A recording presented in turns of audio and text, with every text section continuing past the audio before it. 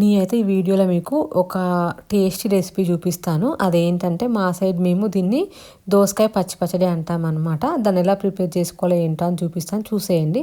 First అయితే ఒక pan పెట్టేసుకొని ప్యాన్లో ఆయిల్ వేసేసుకొని పల్లీలు యాడ్ చేసుకోవాలి. అండ్ మన స్పైస్కి తగ్గట్టు పచ్చిమిర్చి యాడ్ చేసుకొని అవన్నీ మంచిగా ఆయిల్లో ఫ్రై అయిపోవాలన్నమాట.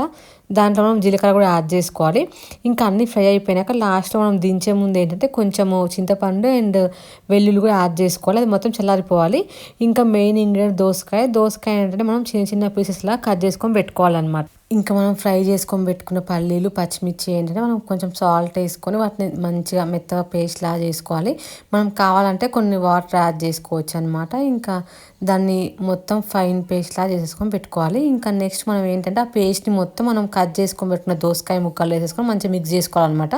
కొంతమంది ఏంటంటే దాన్ని ఇట్లా కోర్స్గా మిక్సీ పడతారు, బట్ మాకు అట్లా ఉంటేనే ఇష్టం. అందుకే ఇంకా మేము మిక్సీ ఏం పట్టాం, డైరెక్ట్ ఇంకా ముక్కలుగానే కలిపేస్తాం అనమాట.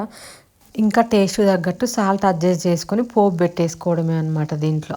ఇంకా పోపు కోసం అయితే ఒక ప్యాన్ పెట్టేసుకొని ప్యాన్లో ఆయిల్ వేసేసుకొని ఆయిల్ మంచిగా హీట్ అయినాక దాంట్లోకి మనము శనగపప్పు, మినపప్పు అండ్ జీలకర్ర, ఆవాలు, కొంచెం క్రష్ చేసుకొని పెట్టుకున్న వెల్లుల్లి అండ్ కరివేపాకు యాడ్ చేసుకోవాలి. ఇంకా అవన్నీ కొంచెం ఫ్రై అయిపోయినాక మనం లాస్ట్లో టర్మరిక్ యాడ్ చేసేసుకొని ఇంకా దించేసుకోవడమే అనమాట. ఇంకా పోపును అయితే మనం కలిపేసి పెట్టుకున్న దోసకాయ ముక్కల్లో వేసేసుకొని మంచిగా మిక్స్ చేసుకోవాలి, అంతే అనమాట.